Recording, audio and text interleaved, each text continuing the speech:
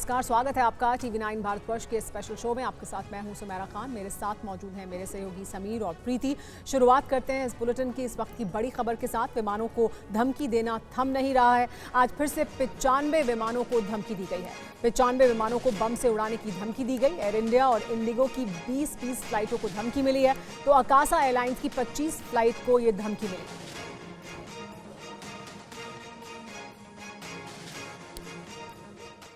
और विमानों में फर्जी बम धमकी पर सरकार सख्त। एजेंसियों ने कई धमकी वाले मैसेजेस का पता लगाया है। सोर्सेस के हवाले से यह अहम खबर सामने आ रही है। धमकियों पर हो रही है कार्रवाई, एक्शन लिया जा रहा है। सरकार ने मेटा और एक्स से भी सहयोग मांगा है। डेटा साझा करने के लिए सहयोग मांगा गया है इन सोशल मीडिया कंपनी से।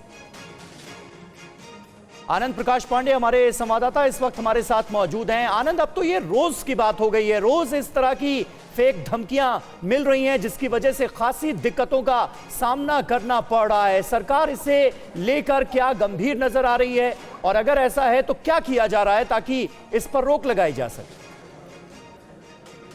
बिल्कुल, जिस तरह से रोज दर्जनों धमकी आ रही है एयरलाइंस को लेकर, न सिर्फ इससे जो पैसेंजर्स है उनको दिक्कत हो रही है, बल्कि जो एयरलाइंस है उनको भी करोड़ों का नुकसान हो रहा है और साथ ही साथ देश की सुरक्षा व्यवस्था पर भी सवाल है।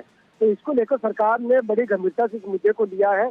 और चूंकि ज्यादातर जो है वो मेल्स आ रही है थ्रेट वाली, वो विदेशों से आ रही है, तो ऐसे में सरकार ने मेटा और एक्स यानी कि ट्विटर को कहा है कि आपके जरिए भी कोई अगर ऐसी धमकी देता है, कोई मैसेज करता है या फिर ट्वीट के जरिए करता है या सोशल मीडिया के जरिए करता है, तो आपको वो डेटा जो है सरकार के साथ शेयर करना है हर हाल में, ताकि उस पर उसको पकड़ा जा सके और कार्रवाई की जा सके। इसके अलावा एक अपडेट ये भी है कि सरकार के सूत्रों का ये भी कहना है कि बहुत सारे जो थ्रेट मेल्स हैं उनको बारे में सरकार को पता चला है और सरकार ने उसको लेकर सरकार की एजेंसियां उसमें कार्रवाई भी की है। उसको रोकने के लिए कदम भी उठाए जा रहे हैं। बिल्कुल, सरकार की तमाम एजेंसियां इस पूरे मसले को लेकर बेहद गंभीर और सतर्क नजर आ रही हैं और एक्शन लिया भी जा रहा है उन लोगों के खिलाफ जो इस तरह की धमकियां दे रहे हैं और जिसकी वजह से इतनी परेशानियां हो रही। महाराष्ट्र चुनाव को लेकर एक अहम जानकारी एक्शन में है अमित शाह। महायुति की बैठक को लेकर बहुत सारी जानकारियां सामने आ रही हैं। अमित शाह ने कहा है कि महायुति में कोई भी दल बागियों को खड़ा न करे।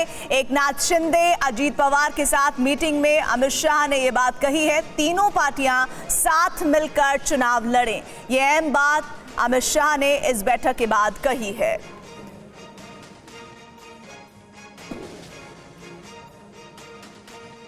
आनंद प्रकाश पांडे इस वक्त हमारे साथ हमारे सहयोगी जुड़े हुए हैं। आनंद, कोई भी दल बागी को टिकट ना दे, उसे उम्मीदवार ना बनाए, अमित शाह ने ये बहुत क्लियर मैसेज दिया है, और इस बैठक के बाद क्या संदेश निकले हैं? जी देखिए, जाहिर तौर पर पिछली बार अजीत पवार की पार्टी वो एनडीए का हिस्सा नहीं थी, तो ऐसे में बहुत सारी ऐसी सीटें हैं जहां से एनसीपी के अभी सिटिंग उम्मीदवार है और वो सीटें या तो बीजेपी चाहती है या फिर शिंदे सेना की डिमांड कर रही है उन सीटों पर अपने उम्मीदवार उतारने के लिए। लगभग 23 ऐसी सीटें हैं जिनसे अभी केस फंसा हुआ है, जिसको सुलझाने के लिए अभी कवायद चल रही है। अमित शाह के साथ बैठक चल रही है, लेकिन बीजेपी को यह भी जानकारी मिली थी कि कुछ ऐसी सीटें भी है जहाँ पर एनसीपी, अजीत पवार और शिंदे शिवसेना के बागी खड़े हो सकते हैं या फिर इनको परोक्ष समर्थन दिया जा सकता है। इसको लेके अमित शाह ने सख्त चेतावनी दी है कि बागी उम्मीदवार न खड़े किए जाए, क्योंकि इससे महायुति का नुकसान होगा और जो वहाँ पे साझा सरकार चल रही है उसको नुकसान होगा और सरकार बनने में फिर दिक्कत आ सकती है। तो जब अमित शाह को इस बारे में जानकारी मिली तो उन्होंने दोनों ही दलों के नेताओं को साफ तौर पे कह दिया कि जो भी आपको विवाद सुलझाना है बातचीत करके सुलझा लीजिए, लेकिन ये नौबत नहीं आनी चाहिए कि बागी उम्मीदवार किसी भी पार्टी के खड़े हो और अपने ही उम्मीदवार का या सहयोगी दलों के उम्मीदवार का वोट काटे। इसके अलावा हम आपको ये बता दें, ये भी तय हुआ है कि महायुति का एक साझा घोषणा पत्र जारी होगा महाराष्ट्र विधानसभा चुनाव को लेकर, क्योंकि वहाँ सरकार महायुति की एक जो घोषणा पत्र होगा वो भी साझा होगा, जिसमें तमाम महायुति की तरफ से घोषणाएं की जाएंगी। वादा किया जाएगा कि सरकार अगर बनती है, सरकार जीत कर आती है, तो वो तमाम वादे जो जनता से किए जाएंगे। जी आनंद, आपने एक बहुत महत्वपूर्ण बात कही है कि अमूमन ऐसा होता है अजीत गुट में और एकनाथ शिंदे गुट से इस तरह की खबरें अमित शाह तक पहुंची हैं। उन्होंने कहा कि कई ऐसे नेता हैं जिनको टिकट नहीं मिलने जा रहा है, हो सकता है वो बागी हो जाए और खड़े हो जाए और पार्टी पीछे से उनको सपोर्ट करे। ऐसा ना किया जाए, तीनों पार्टियां महाराष्ट्र चुनाव में एक साथ चुनाव लड़े। शुक्रिया आपका। इस बीच अजीत पवार गुट पर सुप्रीम कोर्ट से बड़ी खबर आई है। चुनाव चिन्ह घड़ी के इस्तेमाल पर रोक नहीं है। शरद पवार गुट ने दायर की है ये याचिका। डिस्क्लेमर के साथ घड़ी सिंबल का इस्तेमाल हो सकता है। सुप्रीम कोर्ट ने कहा है कि घड़ी सिंबल का इस्तेमाल डिस्क्लेमर के साथ करना होगा। शरद पवार गुट ने आदेश के उल्लंघन का आरोप लगाया था। सुप्रीम कोर्ट ने अजीत पवार गुट से जवाब मांगा है। सुप्रीम कोर्ट ने यह भी कहा है कि हमारे आदेशों का उल्लंघन हुआ तो अवमानना की कार्रवाई भी की जाएगी। 6 नवंबर को अब अगली सुनवाई होगी। तो इस पूरे मामले में सुप्रीम कोर्ट की तरफ से जवाब भी मांगा गया अजीत पवार गुट से। साथ ही ये भी कहा गया है कि अगर सुप्रीम कोर्ट के आदेश की अवमानना होगी तो फिर कार्रवाई की जाएगी। इस पूरे मामले को लेकर शरद पवार का गुट सुप्रीम कोर्ट पहुंचा था। अब 6 नवंबर को अगली सुनवाई होनी है।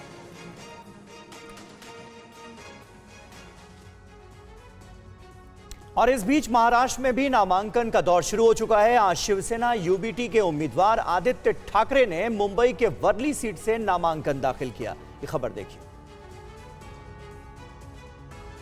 तस्वीरें शिवसेना यूबीटी के उम्मीदवार आदित्य ठाकरे के नामांकन की हैं। उन्होंने मुंबई के वर्ली सीट से पर्चा भरा। इस दौरान उन्होंने रोड शो के जरिए ताकत दिखाई। उनके रोड शो के दौरान बड़ी संख्या में शिवसेना यूबीटी के कार्यकर्ता मौजूद रहे। आप देख रहे हो ये एटमॉस्फेयर जो है, ये वातावरण जो है वो अद्भुत है।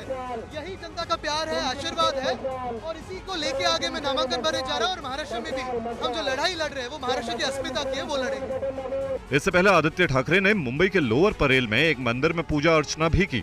विधि विधान से पूजा करते हुए उन्होंने भगवान का आशीर्वाद लिया। वहीं बीजेपी ने कहा कि उद्धव ठाकरे जब एनडीए में होते थे उन्हें ज्यादा सम्मान मिलता था, सीटें भी मातोश्री में तय होती थी। जब एक समय पे वो हमारे गठबंधन में रहते थे तो मातोश्री से टिकटें डिसाइड होकर जाती थी और कितनी सीटों पे लड़ते थे।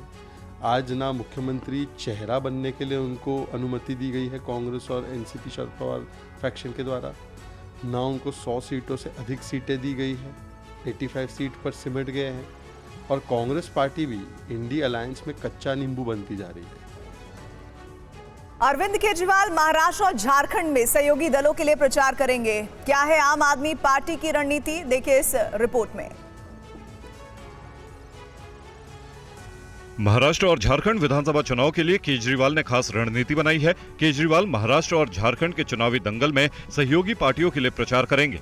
सूत्रों के मुताबिक केजरीवाल महाराष्ट्र में एमवीए के चुनावी अभियान को धार देंगे। उद्धव ठाकरे की शिवसेना और शरद पवार की एनसीपी के लिए केजरीवाल की चुनावी सभाएं होंगी। सूत्रों के मुताबिक अरविंद केजरीवाल झारखंड में भी प्रचार करेंगे, मगर जेएमएम के लिए। कांग्रेस के लिए करेंगे या नहीं, ये फिलहाल साफ नहीं है। ऐसे में सबसे बड़ा सवाल यही है कि क्या हरियाणा चुनाव के बाद से केजरीवाल ने कांग्रेस पार्टी से पूरी तरह दूरी बना ली है, क्योंकि हरियाणा के विधानसभा चुनाव में दोनों पार्टियों ने अलग अलग चुनाव लड़ा था। दोनों के बीच 7 चुनाव लड़ने को लेकर सहमति नहीं बन पाई थी। चुनाव में कांग्रेस पार्टी को हार का सामना करना पड़ा। उसे सिर्फ 37 सीटों पर जीत हासिल हुई। वहीं आम आदमी पार्टी की सभी सीटों पर करारी हार हुई थी। उधर दिल्ली में भी दोनों दलों के अलग अलग चुनाव लड़ने की बात पहले से ही साफ हो चुकी है। दिल्ली में अगले साल होने वाले विधानसभा चुनाव में भी कांग्रेस सभी सीटों पर अकेले चुनाव लड़ेगी। यूपी उपचुनाव में बीजेपी का एक और प्रत्याशी घोषित हो गया है। बीजेपी का 8वां उम्मीदवार घोषित हुआ है। सीसामऊ से सुरेश अवस्थी को यहां से टिकट दिया गया है। बीजेपी के साथ चुनाव लड़ेगी आरएलडी। मीरापुर से मिथिलेश पाल होंगे आरएलडी के उम्मीदवार।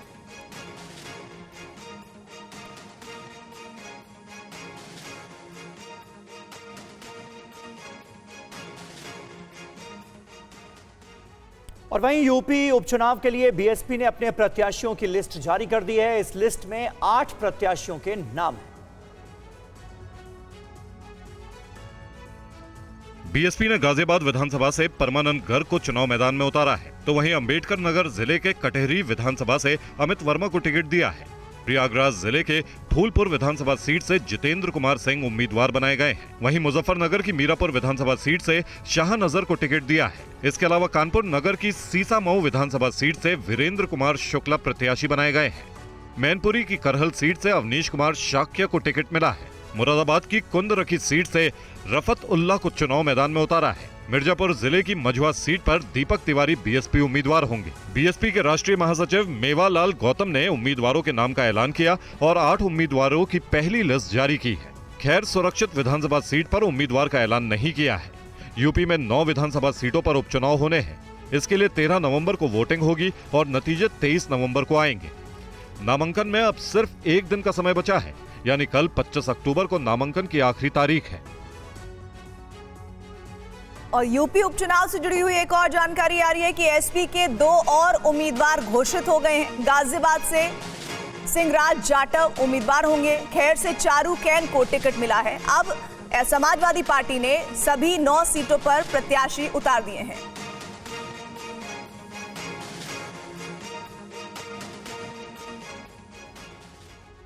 उत्तर प्रदेश उपचुनाव में कांग्रेस उम्मीदवार नहीं उतारेगी।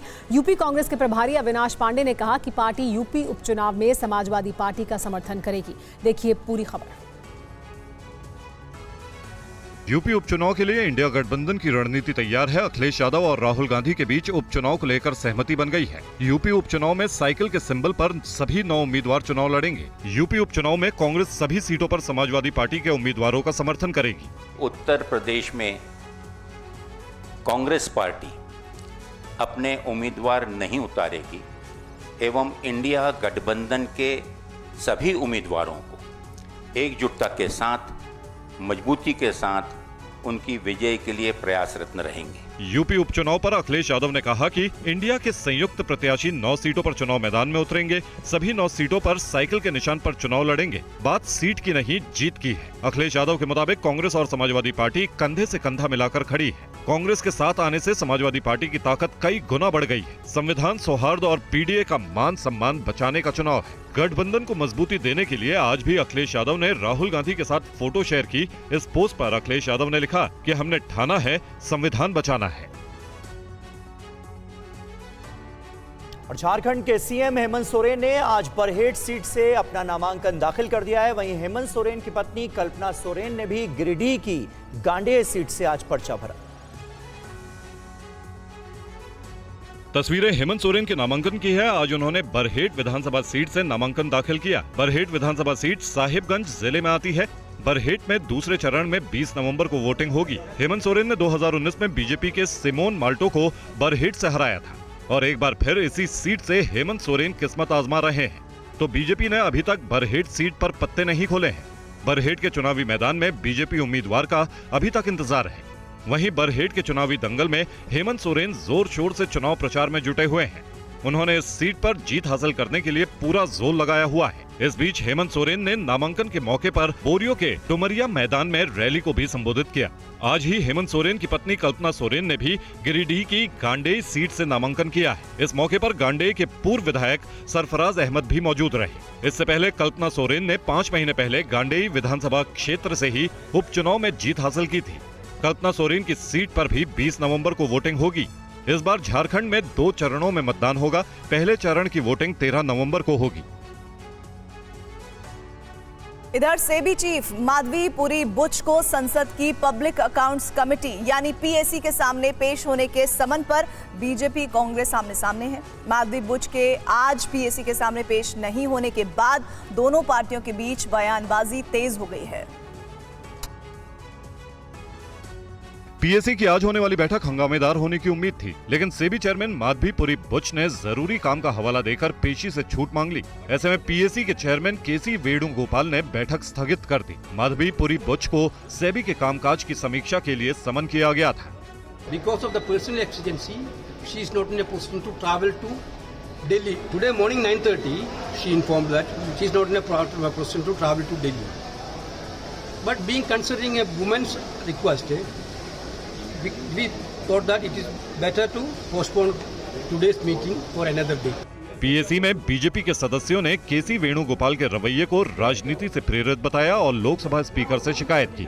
Union ministers, senior leaders are sitting और वोट कर चले जाते हैं, ये ठीक नहीं। दरअसल हिंडनबर्ग की रिपोर्ट में लाभ का पद रखने को लेकर लगाए गए आरोपों के बाद से माधवी पुरी बुच लगातार कांग्रेस के निशाने पर रही हैं। मोदी कैबिनेट की मीटिंग में कई अहम फैसले हुए हैं। बिहार में 256 किलोमीटर रेल लाइन का दोहरीकरण होगा। अमरावती को रेल नेटवर्क से जोड़ा जाएगा। कृष्णा नदी पर 3.2 किलोमीटर लंबा पुल बनाया जाएगा और अंतरिक्ष के क्षेत्र में 1000 करोड़ का फंड देने का फैसला। बहुत इम्पोर्टेंट एक प्रोजेक्ट है। नॉर्थ बिहार को और नॉर्थ ईस्टर्न स्टेट्स को स्ट्रैटेजिक कनेक्टिविटी देने के लिए बड़ा प्रोजेक्ट सैंक्शन हुआ है। बहुत बड़ा प्रोजेक्ट सैंक्शन हुआ। ये प्रोजेक्ट है 256 किलोमीटर 256 किलोमीटर का, नरकटियागंज, रक्सौल, सीतामढ़ी, दरभंगा, नरकटियागंज, रक्सौल, सीतामढ़ी, दरभंगा और सीतामढ़ी मुजफ्फरपुर। आने वाला समय छठ का समय है, तो आप सबको बहुत अग्रिम शुभकामनाएं दीपावली और छठ की। और इसमें आज माननीय प्रधानमंत्री श्री नरेंद्र मोदी जी ने अप्रूव किया है कैबिनेट में एक बहुत लंबे समय से जो उत्तर बिहार के हमारे सभी साथियों की जो ड्रीम थी, उस ड्रीम प्रोजेक्ट को आज अप्रूव किया गया है। इस प्रोजेक्ट में करीब 40 के आसपास तो बड़े ब्रिजेस हैं। दिल्ली को जहरीली हवा और पानी से छुटकारा दिलाने के लिए आज एक अहम बैठक हुई। बैठक में इस बात पर भी चर्चा हुई कि जरूरत पड़ने पर कृत्रिम बारिश पर भी विचार किया जाएगा। दिल्ली आपदा प्रबंधन प्राधिकरण यानी डीडीएमए की बैठक में एलजी के साथ दिल्ली की सीएम और सरकार के मंत्री और अधिकारी शामिल हुए। दिल्ली में प्रदूषण की समस्या सबकी है, लिहाजा इसका समाधान भी मिलजुल कर निकालने पर सहमति बनी। बैठक में इस बात पर सहमति बनी है कि ग्रैब 2 लागू करने के लिए सिविल डिफेंस की तैनाती की जाएगी। दिल्ली के बाहर से आने वाली गाड़ियों पर निगरानी रखी जाए, सरकारी दफ्तरों का समय बदला जाए ताकि ट्रैफिक कम हो। बाहर से आने वाली डीजल बसों पर एक्शन लेने का भी निर्णय लिया गया है और आपातकाल में आर्टिफिशियल रेन यानी क्लाउड सीडिंग पर भी चर्चा की गई। दिल्ली सरकार ने एलजी से निवेदन किया है कि जरूरी मदद के लिए केंद्र सरकार से भी बात की जाए। हम सबका एक ही मकसद है, हम सभी भारतीय जनता पार्टी की सरकारों से भी, सभी दिल्ली के लोगों से भी हम एक ही अपील बार बार करते हैं कि सबको मिल करके इसमें काम करना है। क्योंकि प्रॉब्लम साझा है तो समाधान भी सब मिल करके करेंगे तो इसका प्रभाव ज्यादा होगा। दाना तूफान के आज रात 8 बजे तक सतह से टकराने का अनुमान है। तूफान को लेकर ओडिशा और पश्चिम बंगाल समेत 5 राज्यों में रेड अलर्ट है। ओडिशा, पश्चिम बंगाल और आंध्र प्रदेश में दाना तूफान का अलर्ट है। ताजा अपडेट यह है कि लैंडफॉल अब 4 घंटे पहले यानी कि रात के 8 बजे तक हो सकता है। उस वक्त बहुत तेज बारिश होगी और तेज हवाएं चलेंगी। जिस वक्त ये तूफान सतह से टकराएगा, इसकी रफ्तार 120 से 130 किलोमीटर प्रति घंटा हो सकती है, जिसके बाद ओडिशा और पश्चिम बंगाल में रेड अलर्ट जारी किया जा चुका है। कोलकाता एयरपोर्ट पर आज शाम से कल सुबह तक उड़ानें बंद करने की हिदायत दी गई। The cyclone Dana has intensified into a severe cyclonic storm in last midnight, and it is moving north-northwestward with the speed of 12 km/h during last 6 hours. Odisha और पश्चिम बंगाल के तटीय इलाकों से लाखों लोगों को शिफ्ट किया जा चुका है। ओडिशा सरकार ने लोगों के लिए इमरजेंसी हेल्पलाइन सेवा भी शुरू की है।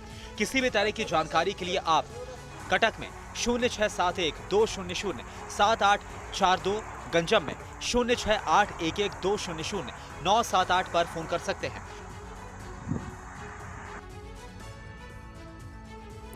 ओडिशा में दाना तूफान से निपटने के लिए मंत्रियों की ड्यूटी लगाई गई है। प्रबंधन की जिम्मेदारी शिक्षा मंत्री को दी गई है। सुनिए उन्होंने ताजा हालात पर क्या कहा।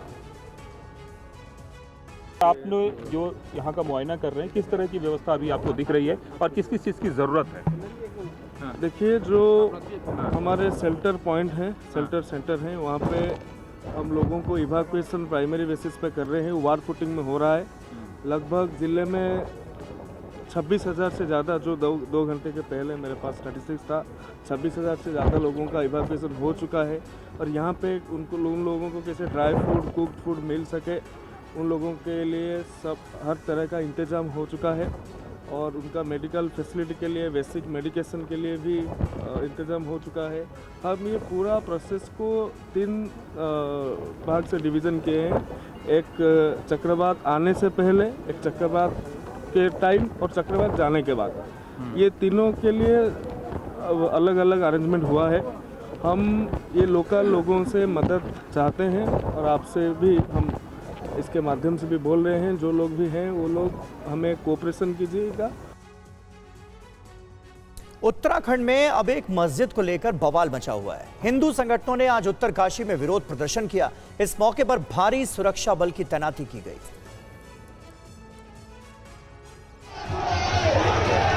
उत्तरकाशी में एक मस्जिद को अवैध बताते हुए हिंदू संगठनों ने आज प्रदर्शन किया। उत्तरकाशी के बाजार बंद करने के बाद सैकड़ों ने प्रदर्शन किया। भीड़ को रोकने के लिए पुलिस ने जगह जगह बैरिकेडिंग की, जिसे प्रदर्शनकारी हटाने की कोशिश भी करते नजर आए। प्रदर्शन को लेकर प्रशासन पहले से सतर्क था।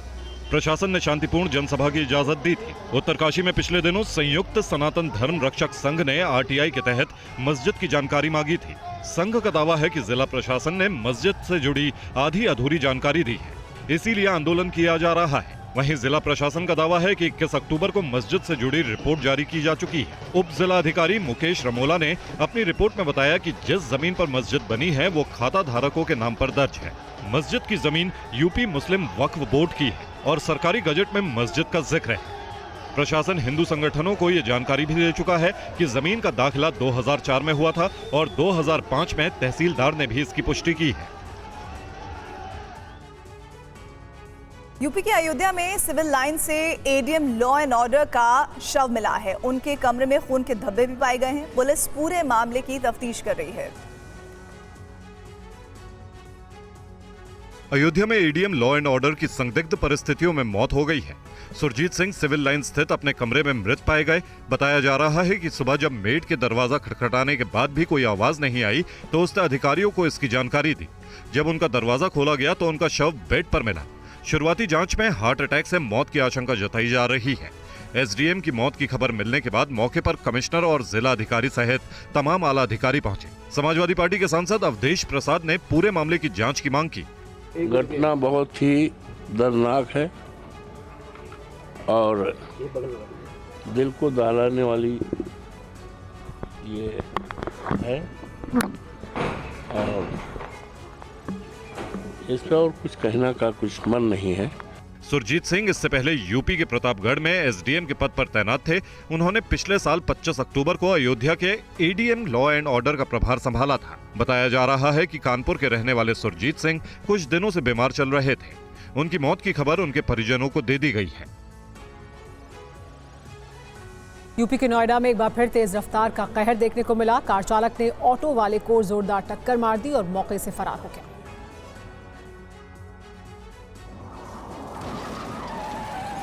कार चालक ने ऑटो को इतनी जोर से टक्कर मारी कि कुछ देर के लिए ऑटो हवा में उछल गया और फिर डिवाइडर से टकरा गया। वीडियो नोएडा के 39 थाना इलाके का है, जहां रात के वक्त एक कार ने ऑटो को टक्कर मार दी, जिसमें ऑटो चालक बुरी तरह से घायल हो गया। टक्कर की आवाज सुनने के बाद आसपास के लोग उसे बचाने के लिए भागे और आनन फानन में उसे अस्पताल पहुंचाया गया।